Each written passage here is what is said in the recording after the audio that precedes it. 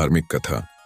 सीता जी और उनके भाई। आज हम सीता माता से जुड़ी एक धार्मिक कथा पढ़ेंगे। यह धार्मिक कहानी रामायण में तो वर्णित नहीं है, किंतु इस धार्मिक कथा का उल्लेख रामचरितमानस एवं कंब रामायण में मिलता है। तो आइए कहानी को पढ़ते हैं। श्री राम और देवी सीता का विवाह कदाचित महादेव एवं माता पार्वती के विवाह के बाद सबसे प्रसिद्ध विवाह माना जाता है। इस विवाह की एक और विशेषता ये थी कि इस विवाह में त्रिदेवों सहित लगभग सभी मुख्य देवता किसी न किसी रूप में उपस्थित थे। कोई भी इस विवाह को देखने का मोह छोड़ना नहीं चाहता था। श्री राम सहित ब्रह्मर्षि वशिष्ठ एवं राजर्षि विश्वामित्र को भी इसका ज्ञान था। कहा जाता है कि उनका विवाह देखने को स्वयं ब्रह्मा, विष्णु एवं रुद्र ब्राह्मणों के वेश में आए थे। चारों भाइयों में श्री राम का विवाह सबसे पहले हुआ।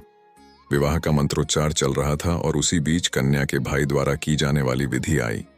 इस विधि में कन्या का भाई कन्या के आगे आगे चलते हुए लावे का छिड़काव करता है। उत्तर भारत, विशेषकर बिहार एवं उत्तर प्रदेश में आज भी यह प्रथा देखने को मिलती है।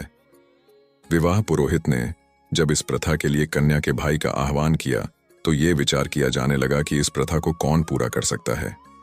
समस्या ये थी कि उस समय वहां ऐसा कोई नहीं था जो माता सीता के भाई की भूमिका निभा सके।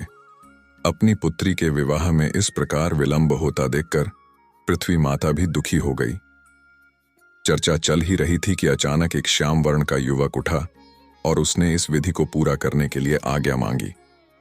वास्तव में वो स्वयं मंगल देव थे जो वेश बदलकर नवग्रहों सहित श्री राम का विवाह देखने को वहां आए थे। देवी सीता का जन्म पृथ्वी से हुआ था और मंगल भी पृथ्वी के पुत्र थे। इस नाते वे देवी सीता के भाई भी लगते थे।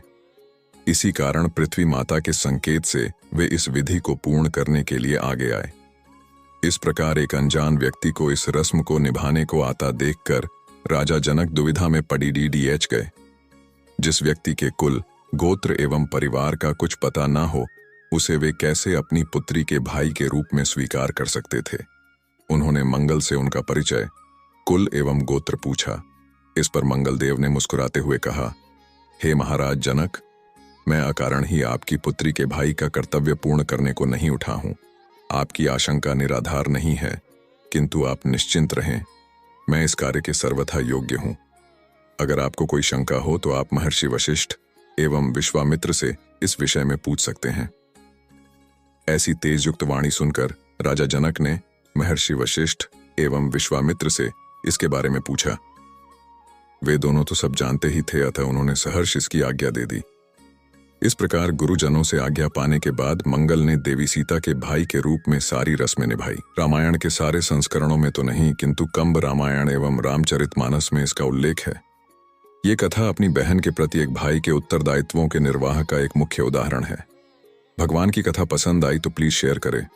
और भी धार्मिक कहानी एवं धार्मिक कथा पढ़ने के लिए हमारे चैनल को सब्सक्राइब कर लें। धन्यवाद।